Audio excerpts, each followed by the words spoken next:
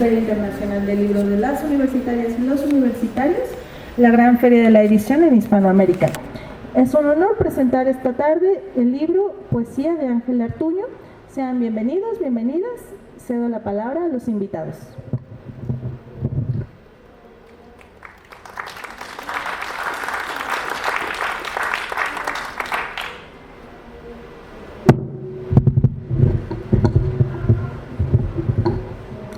Se percibieron elementos perturbadores, fallas en el suministro de energía eléctrica, descomposturas de maquinaria, ausentismo, distractores en el trabajo, rotación de personal, potro, cepo, yugo, fusta, gato, caña cruz, palmetas, suspensión, anillos de castidad, pinzas, agujas, vibradores, bolas chinas, juguetitos. Pero el plazo pactado no puede modificarse sin sacrificar la calidad. La empresa ha optado por respetarlo. El salario moral es el reconocimiento por las actividades realizadas en tiempo y forma, expresado verbal y públicamente. Y tú has sido un buen perro. Estamos ante uno de los fenómenos más extraños, más fascinantes, creo, también de la poesía mexicana, que es el fenómeno Ángel Ortuño. Y digo fenómeno en el sentido más amplio del término, no solo como algo novedoso o inusitado, o vuelvo a decirlo, fascinante, sino también en el sentido de perturbador, de grotesco incluso, ¿no? Para mí ha sido una gran fortuna, lo digo con toda honestidad, haber sido editor de este material de lectura, de este breve volumen de poemas de Ángel. No solo porque Ángel y yo fuimos amigos, pues puedo decir a la distancia, interlocutores, él desde Guadalajara, yo desde aquí, sino porque además es un poeta que a mí como poeta que me ubico en las antípodas de su propuesta, siempre me pareció fascinante, inteligentísimo, una de las personas más divertidas que yo he conocido, y cuya muerte, pues por supuesto, me sorprendió muchísimo, me afectó mucho, me afecta hasta la fecha, porque sin duda, a pesar de que dejó una obra para lo corta, digamos, que fue la vida de Ángel, dejó una obra vastísima, me parece en buena medida inagotable, ¿no? O sea, uno no puede, no deja de leer la poesía de Ángel sin sorprenderse siempre, ¿no? Yo todavía anoche le eché una revisada al material y como siempre quedé muy perturbado, anonadado. Me costó trabajo conciliar el sueño después de leer estos poemas, porque, bueno, pues como acaban de escuchar, la poética de Ángel es una poética que abreva, parece no abrevar de la tradición de la poesía mexicana o de la poesía escrita en lengua española, pero si uno la lee con atención, pues se va a dar cuenta de que ahí hay un ritmo que pareciera no existir en primer lugar, digamos en una primera lectura. Y además creo, es una poesía muy extraña y que yo creo que está muy emparentada. Lo dije y ahorita voy a eso, lo dije hace 10 años en un texto que escribí para la presentación de un libro de Ángel. Es una poesía que está muy emparentada, creo, poéticamente con la de Gerardo Denis, pero que sin embargo no proviene directamente de ahí, ¿no? Las fuentes de las que abreva Ángel son otras, ¿no? Lo voy a decir abiertamente, son la pornografía hardcore, la nota roja, ¿no? Siempre hay ciertos poemas de Ángel que yo leo y me vienen inmediatamente a la cabeza fotografías de Enrique Metinides, ¿no? Hace varios años fui a una presentación, a una charla de Enrique Metinides en el Museo de Arte Moderno, y llevaba yo un libro que pedí que le autografiara a Ángel, y después se lo mandé porque me parece que hay ahí un juego, quizás sin que Ángel haya sido totalmente consciente en un principio, pero hay un juego ahí entre las imágenes de la alarma, de la alerta, de la nota roja, de la prensa, y de esas imágenes tan choqueantes de Metinides, con los poemas de Ángel, en donde siempre aparecen cercenados, descabezados, cosas muy impresionantes. Entonces, para mí, además fue o ha sido una gran fortuna y un gran honor ser el editor de este material de Ángel, porque además la selección la hizo otro muy querido amigo nuestro, que es Luis Vicente de Aguinaga, ¿no? Entonces, de alguna manera eso, pues para mí es como editor, es como una culminación de mi trabajo editorial, ¿no? O sea, porque uno siempre quisiera editar a sus amigos, y cuando uno tiene la oportunidad sin que lo haya pedido además, o sea, o sin que uno lo haya decidido, pues es un gran honor, como es un gran honor y un placer y un privilegio estar acompañado esta tarde de Antonio Ortuño, que bueno, pues todos saben que es hermano de Ángel, y que para mí ellos dos son como el dúo dinámico, o mi dúo dinámico de la literatura mexicana, ¿no?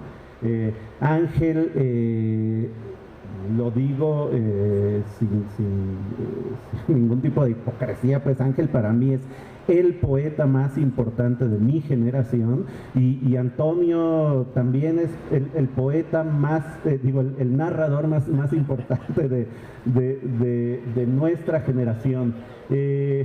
Estaba pensando ayer con quién se podrían comparar Ángel y Antonio. Para mí es como si en este momento, bueno, pensando un poco en el contexto actual, como si LeBron James y Leo Messi fueran hermanos, ¿no? O sea, juegan en diferentes ligas, hacen diferentes cosas, pero los dos, cada uno en su disciplina, es extraordinario, ¿no? No sé, mucho tiempo Keith Richards y Mick Jagger se han hecho llamar los Glimmer Twins, y aunque no son gemelos, pues para mí Ángel y Antonio son eso, unos gemelos brillantes, ¿no?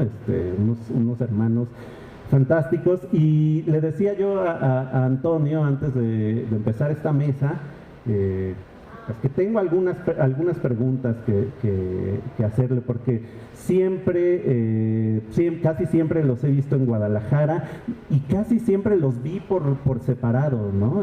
Conviví mucho más con Ángel de lo que he convivido con Antonio, pero siempre los veía en sitios distintos, en contextos distintos, y entonces para mí siempre ha sido un misterio esa relación de hermanos, ¿no? Ángel era 7 años mayor que tú, ¿verdad? 7 años mayor. Entonces, pues lo que quería preguntarte es cómo fue esa relación, cómo fue esa infancia al lado de un hermano, pues, que quizás a los 3 años, no, bueno, de Ángel tenía 10, no te era tan lejano, pero pues que, bueno, pienso, si fue para ti, digamos, una especie de hermano modelo o qué, ¿no? Bueno, primero, gracias a todos por estar aquí. Qué bueno ver a tantos amigos que tuvieron que tomar el Pumabús para llegar. Y gracias, Víctor, y gracias a Socorro por la invitación. Caray, yo uno de los recuerdos más, me parece que describe el mejor a Ángel que tengo. Él era 7 años mayor que yo, y cuando sucedió esto que voy a contar, él estaba en la secundaria y yo estaba en la primaria. Probablemente incluso todavía estaría en preescolar. Y no es una anécdota sabida, pero además de que Ángel ya se fue hace un par de años, el delito ya habría prescrito a estas alturas.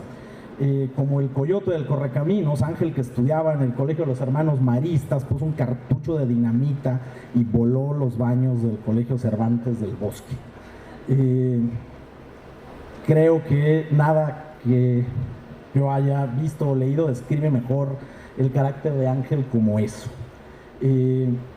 No fue atrapado, sospecharon de él desde luego, siempre sacaba muy buenas calificaciones, salvo en conducta y en religión, materia que se obstinaba en reprobar, y odiaba profundamente estudiar con los maristas, y a él le pareció que era muy divertido. Claro, con el transcurso de los años, un día ya tendría 30 y tantos Ángel, y se preguntó de repente qué hubiera pasado si hubiera estado, no sé, un compañero, el conserje, alguien, en el momento en el que tronó el cartucho y voló el baño.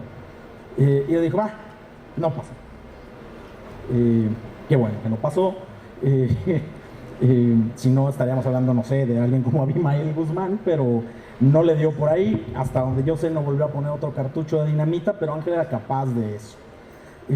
Y algo así, me parece, quizá una relación no tan distinta a la que tuvo con el Colegio de los Maristas, era la que tenía Ángel con la poesía mexicana o con la poesía en general, y su poesía se parece al cartucho de dinamita que les asestó a los maristas en los baños, ¿no?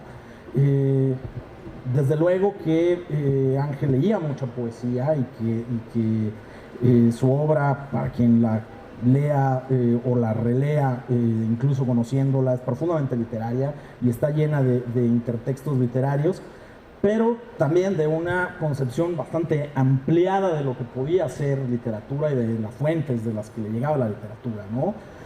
Y había cosas directamente de la poesía que a Ángel, pues más que ponerlo mal, porque no era alguien dado a la indignación, le daban mucha risa. A Ángel le daba mucha risa que un poeta leyera y llorara leyendo sus propios poemas, cosa que sucede bastante, ¿no? Yo desde luego no juzgo la relación entre una persona y su texto. Desde luego, pues escribir es ser vulnerable, pero hay gente que solo se dedica a ser vulnerable escribiendo, y eso a Ángel le da mucha risa, ¿no? Que se autoconmoviera. Es un poco, a mí me pasa como narrador, cuando leo, desde luego, la narrativa de alguien más, y ponen a sus personajes a decir chistes, pero se ríen de sus chistes, ¿no? Un personaje dice tal cosa y los otros personajes dicen, qué buen chiste. Bueno, es una especie de pantomima un poco triste. Tan triste como el poema que hace llorar al poeta que se conmueve de su propia sensibilidad. A Ángel le gustaba irritar, le gustaba molestar, pero a la vez era alguien bastante ermitaño, hasta casi el final, cuando se enganchó al Facebook y se peleaba con cualquier imbécil, que ya es a lo que uno se mete a Facebook. Pues en general no hacía como gran vida literaria, tenía algunos amigos, se interesaba en el trabajo de mucha gente, sobre todo de escritoras, de escritores más jóvenes que él. Decía que con los mayores que él le gustaba tratar en libro, y pues con los menores dentro de sus posibilidades, porque tampoco es que fuera el tío Gamboín, ni era editor ni nada como para andar publicando gente, pero fue bastante cercano y sobre todo oyó y leyó a mucha gente joven que estaba escribiendo poesía, ¿no? Y que no encontraba, pues, como espacios en estos como grandes tribus de la poesía mexicana, de los octavianos, los salinianos y todos estos neandertales, todo esto que puebla la poesía nacional. Pues Ángel no se sentía como cómodo en ninguno de ellos, pese a que individualmente apreciara y tanto personalmente como la obra de mucha gente que escribía poesía en México, ¿no? pero digamos que a nivel conceptual tenía como problemas y le interesaban cosas que no le interesaban a otros poetas y viceversa, ¿no? Sí, justo acabas de mencionar su relación con las generaciones más jóvenes, con los poetas, las poetas más jóvenes. Y en ese sentido yo creo que así como acabo de afirmar tajantemente que Ángel Ortuño es el poeta, el mejor poeta de mi generación, también me parece que es el poeta más influyente en este momento para las generaciones que vienen después de nosotros. Nada más hay que ver la cantidad de amigos epígonos que tiene en Guadalajara y más allá de Guadalajara, ¿no? Por varias ciudades del país, para darse cuenta de la influencia tan grande, tan notable que este tipo tiene actualmente en la poesía mexicana, ¿no? Uno puede leer un poema de estos y luego, no sé, irse a una revista de Guadalajara, a un libro de, no sé, un autor del Estado de México e identificar inmediatamente a Ángel ahí, ¿no? Como influencia, como maestro, y a veces casi hasta plagiado, me atrevería a decir, ¿no? Voy a hacer aquí una pausa para leer otro poema de Ángel, que es de 1331. Yo hace 10 años, ya en la Feria de Guadalajara, presenté este libro. Un día recibí una llamada de Julio Trujillo, que estaba en la dirección de publicaciones del entonces Conaculta, para invitarme a la FIL de Guadalajara a presentar este libro de Ángel, ¿no? Me dijo, oye, hablé con Ángel, vamos a presentar su libro, y me dijo que quiere invitarte. Y dije, pues qué padre, muchas gracias, claro que sí. ¿Y quién más? Dijo, no, nada más tú, ¿no? Entonces yo me puse a temblar porque pues para mí Ángel siempre fue una figura que me causa todavía un respeto enorme, y no solo a mí, lo he platicado con otros amigos, un respeto al principio rayano en el temor, ¿no? Después al calor de las conversaciones y los tequilas, pues todo eso se fue atenuando, pero al principio Ángel era esa figura de mi generación, gigantesca. Y entonces en aquellos días, hace 10 años, pues me di a la tarea de leer el libro acuciosamente, de preparar un texto súper puntual sobre el libro, y la verdad pensé hacerlo esta vez, pero no quise, porque aquel ejercicio intelectual me dejó fundido, ¿no? Porque la poesía de Ángel es muy divertida, lo repito, muy, muy perturbadora, pero también es súper exigente, ¿no? Entonces, da para una tesis, no sé si, no creo que de licenciatura, yo creo que de doctorado. Entonces voy a leer este poema que también es igual que el anterior, de 1331, que es un poema muy divertido, como su título lo puede indicar, que se llama Felices los felices. Mira el grupo de hormigas, te esperan en tu casa, tienes tiempo, siente la comezón, el color rojo, mientras repites ácido, leíste, ácido fórmico. El piso desde cerca, un letrero que dice, respete las señales. Más adelante otro, Jesús es la respuesta, siempre y cuando la pregunta no sea cuál es el peso atómico del cadmio. Nos lo acabas de decir, que era una pregunta que traía yo. Lees a Ángel, pero más que leerlo, ¿qué piensas de su poesía? ¿A ti qué te hace pensar? ¿Qué te despierta? Bueno, yo desde luego que pues conocí los textos de Ángel desde que comenzó a escribir poesía, ¿no? Lo primero que publicó, curiosamente, fueron un par de cuentos que lo convencieron de que no quería escribir narrativa. Comenzó con textos que, deslumbrado cuando entró a la Facultad de Letras por la poesía de vanguardia, sobre todo, le tocó que a un encuentro que convocaron los estudiantes fuera a un vivo y nonagenario Germán Liszt y conocer muy pronto la poesía de los estridentistas. Ahí debe estar en su biblioteca el ejemplar de lecturas mexicanas del movimiento estridentista firmado por Liszt Arzubide, y de ahí brincó a la adoración del primer Maplesarse y toda esta pues cacharrería de telégrafos, de máquinas de vapor y demás, como de vieja caricatura de la Warner de los estridentistas. El futurismo de Marinetti. Antes, además, todos estos libros pues los compraban librerías de viejo de Guadalajara, ¿no? En realidad no teníamos dinero. Parte de lo bonito de que ha salido este libro en material de lectura es que pues, eran los libros que comprábamos en la FIL porque no nos alcanzaba para más libros. Nos comprábamos un montón de cuadernitos de material de lectura de la UNAM en las primeras files.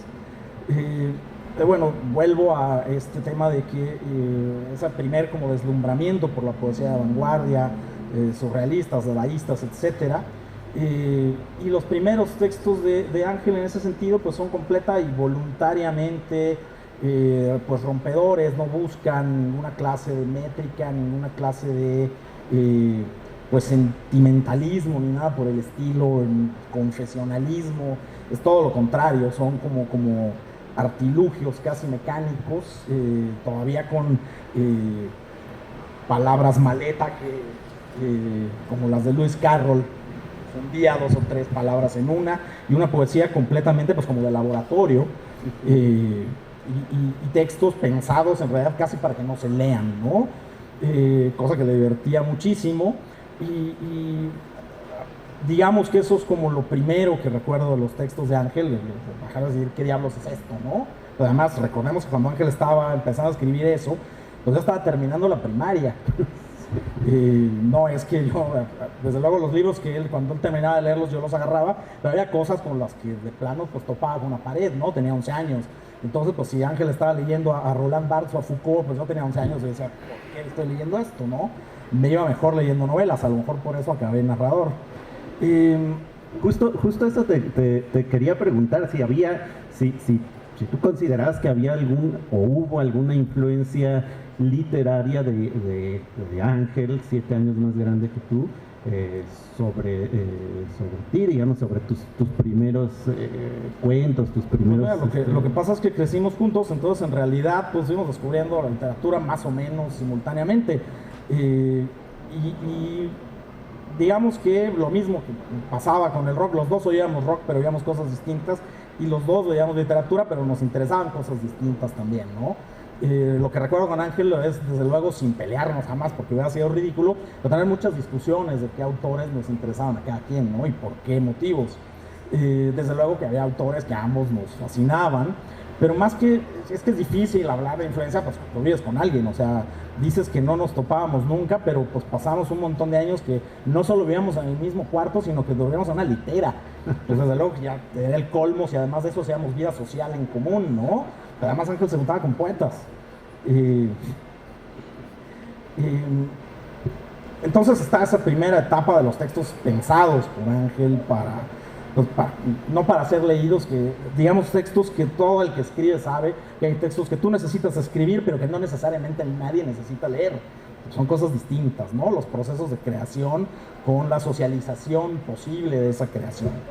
Y creo que eso sucede hasta que Ángel un día pues premian en la feria de Guadalajara a Nicanor Parra y descubre la poesía de Parra, y encuentra a un sujeto que me parece tan vanguardista como los que él idolatra, pero desde unas coordenadas completamente distintas, ¿no? Desde el humor, desde un lenguaje aparentemente llano, y desde el juego con el sentido.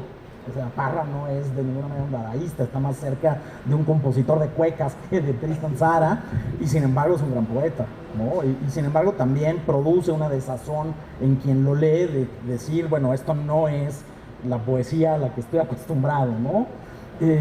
creo que Parra produce una impresión muy honda, y más que en una influencia directa, como que le abre los ojos a la posibilidad de pues, salirse un poco de ese espacio de la experimentación entendida solamente como que nadie me entienda, y empezar a jugar con el sentido, ¿no? Y desde luego otras muchas lecturas después, pues también le abren a otras posibilidades, que fue, además la poesía de Ángel varió mucho a lo largo del tiempo. Por ejemplo, un interés cada vez mayor en la musicalidad, que es algo que tú mencionabas al principio, ¿no? No necesariamente en la métrica clásica, pero sí en jugar con el ritmo y jugar con la música y con la sonoridad de las palabras. Y en parte también porque Ángel pasaba en el transporte público, vivía en la última casa de Guadalajara. Cuando compró la casa, yo le decía, la única forma de llegar rápido a tu casa es tomar un taxi del aeropuerto, tomar un avión y saltar del avión. Es la única manera de llegar rápido a tu casa. Era la única casa en Guadalajara. La última era la de Ángel. Entonces, claro, para llegar a su trabajo, que era en el centro de la ciudad, pues la vivía en autobuses, y llevaba, que es algo que dijo hace mucho tiempo Borges, que la buena poesía era como portátil. La musicalidad le ayudaba a llevar los poemas un poco en la cabeza. No los podían notar en un camión. Intenten escribir en un camión a ver cómo les va, pero si el poema tiende a la musicalidad, es más fácil llevarlo en la cabeza y escribirlo cuando ya te bajes del camión. No quiero decir que el transporte público fuera una influencia literaria primordial para Ángel, pero sí que, digamos, aprovechó esas circunstancias, ¿no? Y es algo que, si leen la poesía de Ángel, va ganando como mucho espacio en los textos, digamos, de las etapas más recientes, una cierta musicalidad, ¿no? Sí, no sé si yo podría decir que sí, que el transporte público es una influencia, o ha sido la calle en general, ¿no? La calle en general es una influencia súper notoria en la poesía de Ángel. Pienso en el título del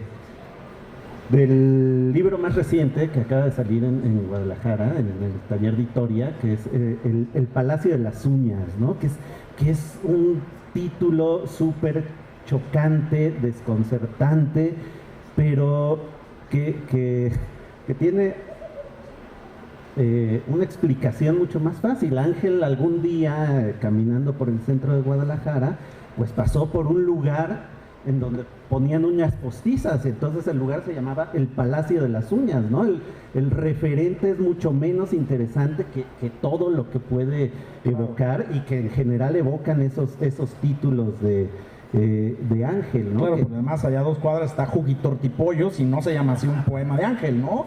O sea, es tener gusto para elegir también de qué es poesía o qué puede llegar a serlo en otros lugares, ¿no? Juguitortipollos no te da nada ni para cuento, pues, ni para haiku, eso es una microficción. Sí. Voy a leer otro poema de Ángel. Nada más escuchen el título. Se dejó desmembrar como un insecto, y las piedras preciosas sonaban sobre el cuello como dentro de un frasco de veneno. Recomienda a tu esposa, tu criada o tu ama de casa que cocine alimentos del país, que aplauda y te muestre las palmas de sus manos en el carro alegórico, pirámides humanas a caballo. Pues este es el tipo de cosas que sin duda la poesía de Ángel o la amas o la odias profundamente. Hace poco mi hija, que está estudiando como sus padres letras hispánicas, me decía que un compañero suyo, de pronto estaban hablando de poesía mexicana reciente, y un compañero de ella despotricó así airadamente contra la poesía de Ángel, ¿no? Decía que había que prohibirla, que por qué habían publicado un material de lectura de Ángel Ortuño. Mi hija nunca dijo ese material lo editó mi papá, y además yo conocía a Ángel y era un tipazo, porque además cuando mi hija conoció a Ángel en Guadalajara le pareció el tipo más divertido y más raro del mundo, que era otra cosa que tenía Ángel, ¿no? Ángel era un tipo profundamente serio, y podía hablar con mucha seriedad de las cosas más hilarantes del mundo, ¿no? O sea, todo hablaba, una vez me acuerdo que estábamos en un stand de la FIL con unas señoras con las que trabajaba Ángel, no sé si eran secretarias o de la biblioteca, y estábamos ahí platicando y de pronto una señora estábamos en realidad escuchando a Ángel platicar cualquier anécdota, y la señora, la secretaria de la biblioteca, se voltea a verme muy asombrada y me dice: habla como diccionario, ¿no? Y sí, o sea, una charla en una comida, salir a tomarse unos tequilas con Ángel podía ser una de las experiencias más divertidas, precisamente por eso, porque podía contar las cosas más graciosas, también más grotescas, más chocantes, como en sus poemas, con una seriedad que sí, parecía que estaba leyendo una ponencia en una mesa académica, ¿no? Me acuerdo una vez, esta es una anécdota totalmente personal, pero quiero contar porque es muy divertida. Estábamos tomándonos un tequila ahí en un restaurante muy cerca de la FIL, varios tequilas. Don Julio, no sé qué, algún Don Julio de estos súper reposados, ultra no sé qué. Y a la hora en que nos llevan la cuenta, pues vemos los dos la cuenta y Ángel dice: pero ¿quién ultrajó el honor de Don Julio? Entonces, es este tipo de cosas que además son totalmente perceptibles en su poesía. Por un lado es una poesía muy seria, parece muy seria, muy profunda, pero siempre hay algo que desarma, ¿no? Algo que dice, no te lo tomes tan en serio. Parece que es muy serio y parece que es totalmente críptico e inaccesible, pero no te lo tomes tan en serio, ¿no? Y entonces te quería preguntar justo por eso. ¿Qué onda con el humor en su casa, o con el humor entre ustedes, ¿no? Porque además, por otro lado, tu narrativa también digamos, padece, vamos a decirlo así, de lo mismo, ¿no? O sea, es súper irónica, y siempre hay un humor, pero un humor descarnado, ¿no? Un humor, pues sí, ojete ahí, tanto en la poesía de Ángel como en tu narrativa, ¿no? Se hacían muchas bromas de este tipo en casa. Lo primero es hacer un pequeño paréntesis con una aclaración de lo que dices de la gente que detesta la poesía de Ángel. Está documentado que todo el que detesta la poesía de Ángel ha hecho fraude con la seguridad social. Hay tesis al respecto, y si los investigan a todos, siempre hay por ahí algún desvío en la seguridad social con quien detesta la poesía de Ángel. No sé a qué se deba, pero ahí está. Detesta la poesía de Ángel, estafó a la seguridad social. Está plenamente comprobado, es algo científico. Y del otro, pues no sé, realmente no es que fuera así como el Festival de la Risa en mi casa y estuviéramos todo el tiempo así como show de Memo Ríos. Pues no tanto el show de Memo Ríos, pero no había como sí, cierta tendencia a joder al otro, a joderse pues uno al otro. Una infancia bastante llena de incidentes, infancia y juventud bastante llena de incidentes, y pues la mejor manera de sobrevivir a esas cosas en realidad es el humor negro, ¿no? Es como una especie de mecanismo de intentar perdurar a pesar de circunstancias más bien espantosas. Pero además, una de las, no sé si de llamarlo ventajas, pero características de vivir en México, es que incluso lo más espantoso siempre también tiene unos ciertos tintes fársicos, ¿no? Casi te da risa hasta que es horrible y ya te congela la risa, pero hay mucho espacio para reírse antes de que te congele la risa.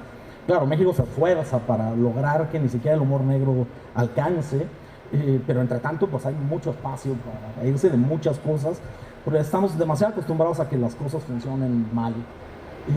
Y eso a mí me parece muy divertido, creo que a Ángel le parece muy divertido, ¿no? Lo absolutamente pues absurdo de nuestra vida, de nuestra convivencia, del tipo de sociedad que hemos construido, de nuestra gobernabilidad y de básicamente todos los espacios del país, incluidos los culturales, desde luego.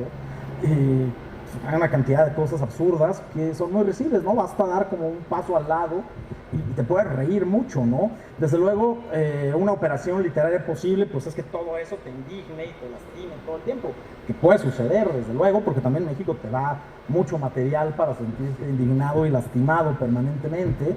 Entonces, sencillamente, pues son como pues, estrategias distintas, ¿no? Y por otro lado también, como pues lo sabe el mariachi, el bolero, etcétera, la sentimentalidad mexicana va mucho más por el lado de llorar las derrotas en lugar de reírse de ellas. Entonces pues hay mucho más espacio para trabajar del lado de reírse de las derrotas. No te estás codeando, no te estás peleando con todos los Cristos crucificados, ¿no? Que es la manera, por cierto, en la que definió Ibargüengoitia a Jaime Sabines.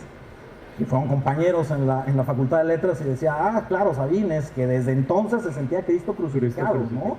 Sí, hay muchos Cristos crucificados, la literatura mexicana está escrita por Cristos crucificados, bueno, del otro lado de la calle hay un poquito más de espacio para correr, ¿no? Bien, voy a leer este poema de Aleta Dorsal, que es un libro de 2003, que se llama El abrazo del pulpo. La historia es la de un chino que invade Nueva York seguido por millones de ejemplares de sí mismo. Neblina en un bosque cercano, en otra película. Ha encontrado la forma de multiplicarse. No son millones de chinos. Es un chino que busca la oficina del presidente de los Estados Unidos. Se ha equivocado de ciudad, pero eso únicamente empeora la amenaza. Una pregunta que quería hacerte ahorita, pero no sé si aquí en la gente del público hay alguien que que haya leído a Ángel, que tenga alguna opinión sobre su poesía, incluso si es una opinión contraria. Es algo que haya hecho fraude a la seguridad social. Bueno, ya me acordé que quería decirte, ¿no? Que decías hace un momento algo así como que muchas cosas en México, no todo en México, es un error, ¿no? En muchos sentidos, la realidad no me podrá contradecir. Vivimos en el error permanente, y eso quería decir, o sea, una prueba fehaciente para mí de eso es precisamente lo que pasó con Ángel. Ángel, hasta cierto punto y casi hasta el final de su vida, fue un poeta bastante, no voy a decir marginal porque no lo fue, pero sí marginado del sistema de reconocimientos y de apoyo del aparato cultural mexicano, lo cual siempre me pareció profundamente injusto.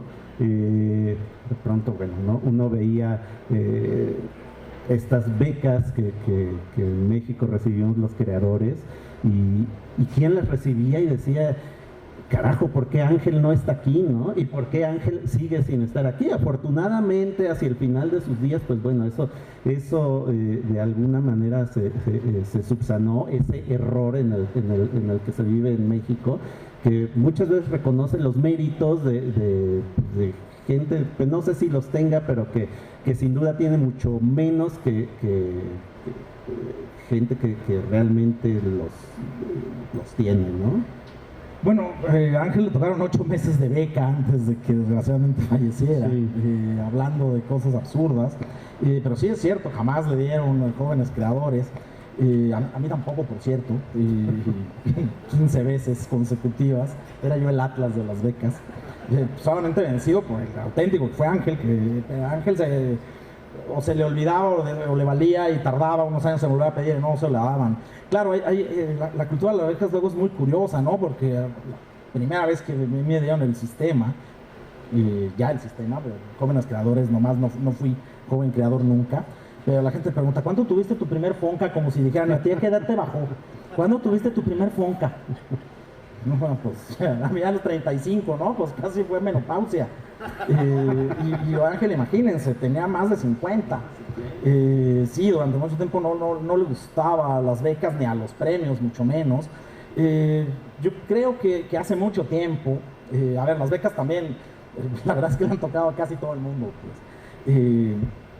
Porque dependen de un montón de cosas, no hay una especie de reunión de encapuchados que aparecen ahí, como decía Said, se juntan al lado del lago de Chapultepec un sábado en las noches para decidir a quién les dan las becas. Hay muchas reuniones, no es una sola. Y sin embargo, el tema yo creo que es el tipo de literatura que se hace, ¿no? Hay tonos premiables y hay tonos becables, aunque se agoten, aunque nomás sirvan para la beca, aunque ya no crea en ellos ni el que plantea el proyecto, ni quien le da la beca, ni quien le da el premio.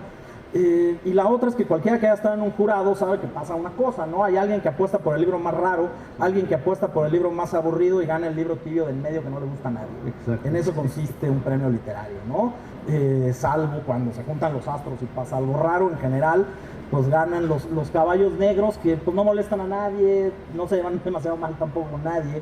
Y pues Ángel en realidad no es que tuviera tampoco grandes problemas con gente que haya intentado que no le dieran la beca, pues sencillamente decían, ¿por qué vamos a premiar algo tan raro, no? ¿Quién va a ser el primero que se atreva a premiarlo?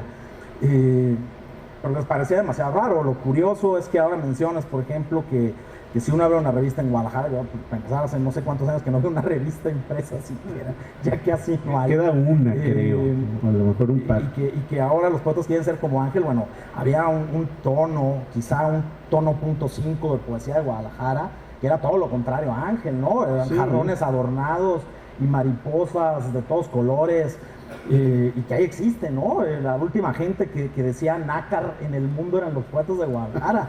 Incluso piedras preciosas que ya se olvidaron.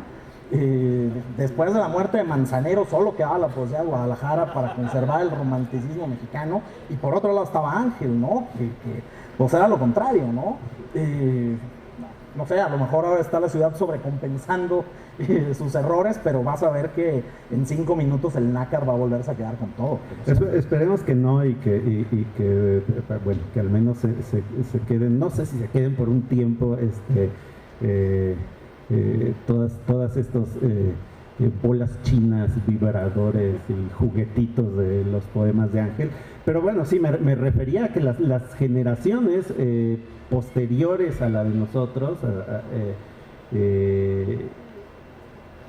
se nota, es muy notoria la influencia, la impronta de la poesía de Ángel, muy notoria en Guadalajara, pero también en otros poetas del país, cosa que me parece bastante feliz, ¿no? Que además, lamentablemente, después de su muerte, Ángel reciba este reconocimiento, que lo que quiere decir es que tiene un montón de lectores, ¿no? A mí, te digo, me parece genial. No sé si... Sí,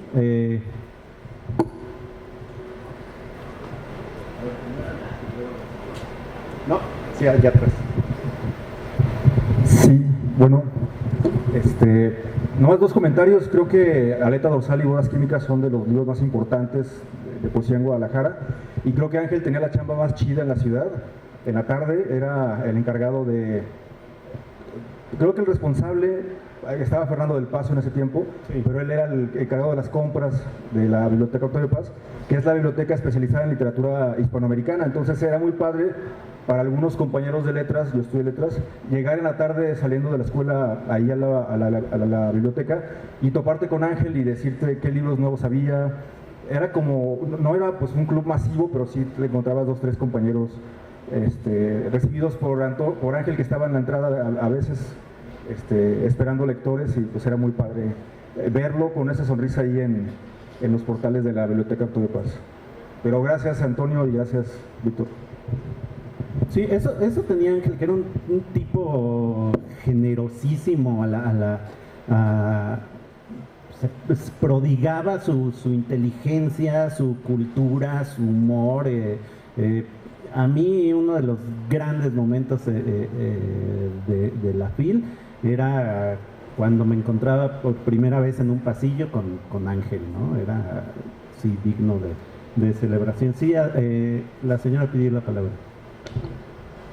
A mí me da mucho gusto estar aquí con presencia de Antonio Ortuño, porque quiero agradecerles a la familia Ortuño, a Ángel y Antonio, todo el placer que nos han dado en la lectura de sus libros. Yo soy fan, sobre todo he leído más libros tuyos que de Ángel, pero ahora me voy a convertir también en fan de Ángel. Bajo su propio riesgo, señora. Pues muchas gracias. Gracias, Débora. ¿Alguien más? Nos quedan 4 minutos escasos, entonces si alguien tiene alguna pregunta o algún comentario. Sí, bueno, les voy a contar una última historia de Ángel, que también lo pinta bastante bien. A Ángel le gustaba mucho una cantina que había a 3 cuadras de la biblioteca. Trabajó muchos años en la biblioteca, muy estrechamente con Del Paso, que lo quería muchísimo.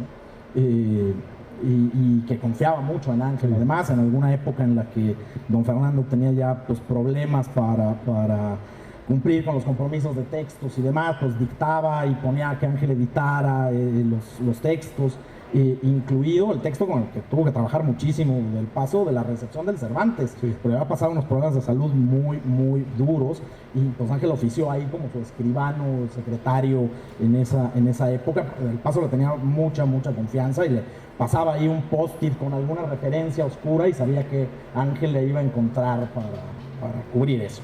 Pero esa no es la historia es que a Ángel le gustaba mucho esa cantina que estaba a 3 cuadras de la biblioteca, que era un subterráneo, se llamaba el Caballito Cerrero, en donde además de que había un retrato de una señora con 3 ojos, como un óleo de estos que venden en las glorietas, un óleo muy feo, pero una señora con 3 ojos, y solo un retrato se vendía digno de una Caballito cantina, Cerrero, que entonces era un tequila.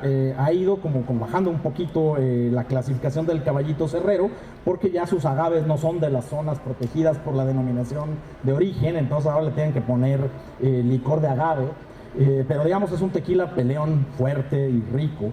Y a Ángel le gustaba el Caballito Cerrero, entonces a veces que iba, además tenía otro trabajo en la mañana, finalmente poeta, entonces tenía 2 trabajos de tiempo completo, más el transporte público, pues entre uno y otro se paraba y se tomaba un Caballito Cerrero. Y claro, pues era un lugar en donde iban los vendedores de lotería del centro, por ejemplo. Ángel le daba mucha risa, pero decían, pues estoy aquí rodeado por gente que tiene muletas, que tiene andaderas, o que tiene el cachito ganador de la lotería, al menos eso dicen, ¿no? Y en su entusiasmo, un día que lo entrevistaron, dijo que era su lugar favorito en el mundo, porque además de que estaban pues todos los vendedores de lotería y los imposibilitados, pues caminaban cucarachas por las paredes, y a él le parecía muy divertido.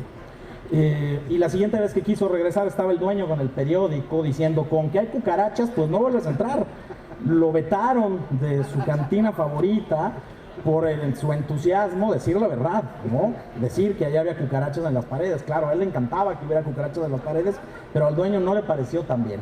Creo que junto con la dinamita eso también explica muy bien la relación de Ángel con la poesía mexicana, ¿no?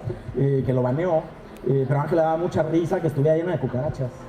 Y bueno, pues ahí están 2 anécdotas que lo pintan de cuerpo entero, ¿no? Sí, claro, las cucarachas pueden funcionar bien en un poema de Ángel, pero no son tan buena publicidad para el Caballito Cerrero, ¿no? Bueno, pues yo a nombre de la Dirección General de Publicaciones de la UNAM les doy las gracias a todos por haber estado aquí y pues bueno, pasen a comprar el material de lectura de Ángel, pero también hay un material de lectura de Antonio.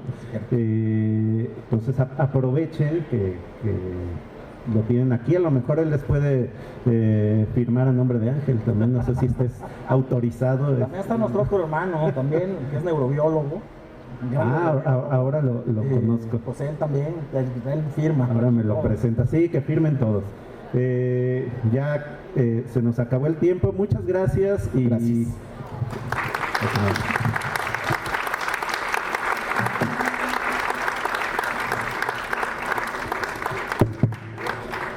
Muchas gracias por la presentación.